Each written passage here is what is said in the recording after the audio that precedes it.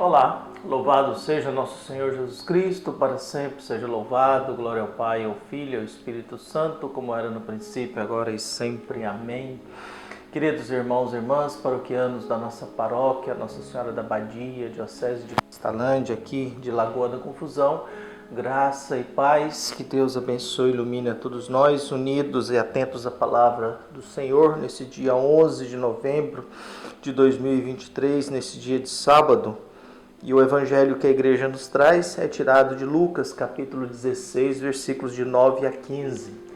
O Senhor esteja convosco, Ele está no meio de nós. Proclamação do evangelho de Jesus Cristo, segundo Lucas. Glória a vós, Senhor. Naquele tempo, disse Jesus a seus discípulos: usai o dinheiro injusto para fazer amigos, pois quando acabar, ele vos receberão nas moradas eternas. Quem é fiel nas pequenas coisas também é fiel nas grandes, e quem é injusto nas pequenas também é injusto nas grandes. Por isso, se vós não sois fiéis no uso do dinheiro injusto, quem vos confiará o verdadeiro bem? E se não sois fiéis no que é dos outros, quem vos dará aquilo que é vosso? Ninguém pode servir a dois senhores, porque ou odiará um e amará o outro, ou se apegará a um e desprezará o outro. Vós não podeis servir a Deus e ao dinheiro. Os fariseus, que eram amigos do dinheiro, ouviam tudo isso e riam de Jesus. Então Jesus lhe disse: vós gostais de parecer justo diante dos homens, mas Deus conhece vossos corações. Com efeito, o que é importante para os homens é detestável para Deus. Palavra da salvação. Glória a vós, Senhor. Queridos paroquianos, irmãos e irmãs da fé, unidos aqui, atentos à palavra do Senhor nesse sábado, pedimos a Deus que abençoe, ilumine e proteja todos nós sempre, nos ajudando a crescer na graça e na bondade, a ter um pouco mais de sabedoria diante da vida e aprender a viver um pouquinho melhor a vida que Deus nos deu, já que a gente nasce sem saber viver. O Evangelho é um momento em que Jesus diz aos seus discípulos, Jesus diz: olha, se você tem dinheiro injusto na sua mão, que você aproveite pelo menos para fazer amigos.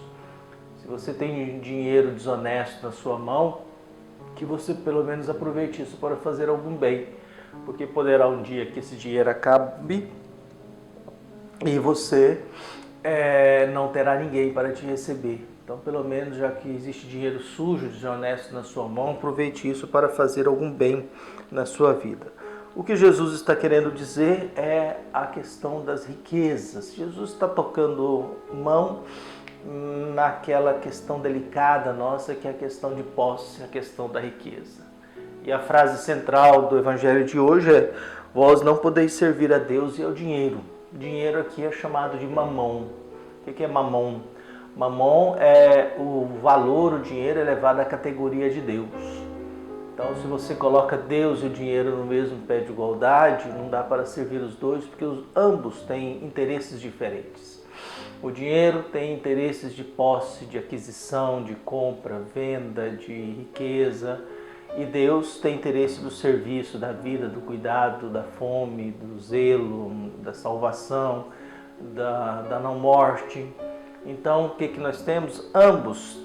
Viu? Primeiro, um equívoco nosso quando a gente coloca Deus e dinheiro no mesmo pé de igualdade.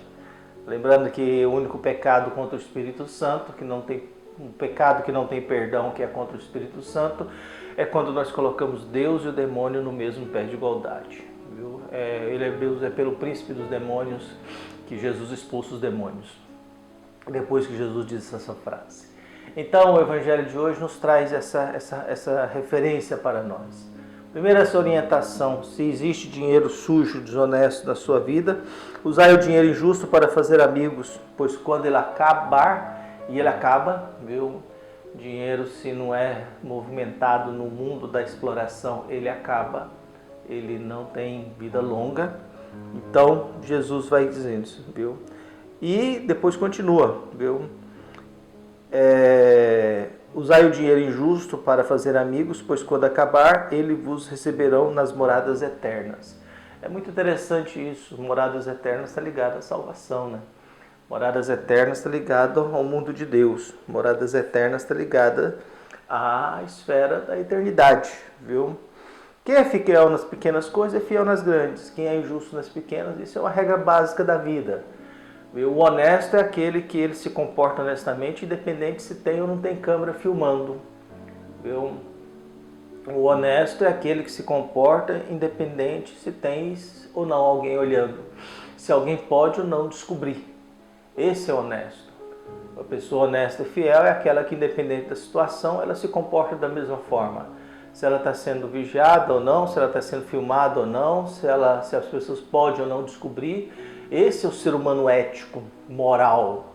O ser humano de comportamento ético, moral, é aquele independente se o outro pode ou não descobrir, se tal ou não está sendo filmado, se tem ou não tem alguém, ele se comporta do mesmo jeito. Eu achei uma carteira na rua, independente se eu preciso ou não, se tem ou não tem câmera, eu vou procurar o dono e vou devolver essa com tudo que ali está, com todo o dinheiro que ali está. Viu? Depois Jesus continua, viu? Se não sois fiéis no que é dos outros, quem vos dará aquilo que é vosso? Se a gente não é fiel, então Jesus está colocando essas dimensões da fidelidade, do comportamento, da ética, da moral, da fidelidade. Se você não é fiel àquilo que confiará o verdadeiro bem. E se não sois fiéis no que é dos outros, quem vos dará aquilo que é vosso? E aí vem a frase fundamental: vós não podeis servir a dois senhores. Ou amará um e odiará outro, ou servirá um e desprezará o outro. Vós não podeis servir a Deus e ao dinheiro ao mesmo tempo. E aí voltamos à mesma ideia. Eu tenho que saber para que lado que eu vou dar atenção. Isso não quer dizer que dinheiro não seja importante, mas dinheiro não é absoluto. Dinheiro não é absoluto. E a crítica que Jesus faz é sempre essa, que nós somos convidados a pensar. Não colocar dinheiro na categoria de Deus. Não colocar o dinheiro e a riqueza no mesmo pé de igualdade de Deus. Cada um tem que ter a sua função e o seu dever. Mas lembre-se que são interesses separados isso. Viu?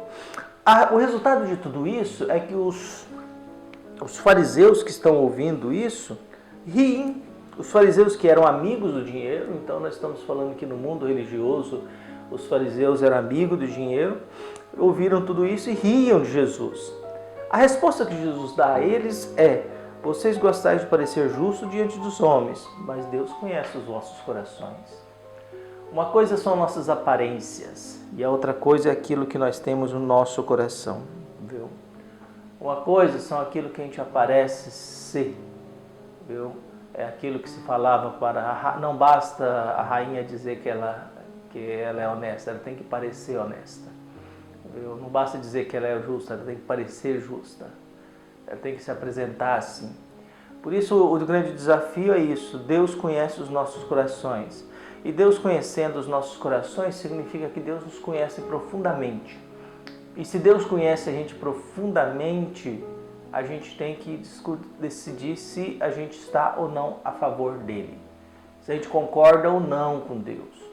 Claro que nós vivemos numa economia de mercado, num neoliberalismo. Nós vivemos num mundo em que a economia é totalmente diferente.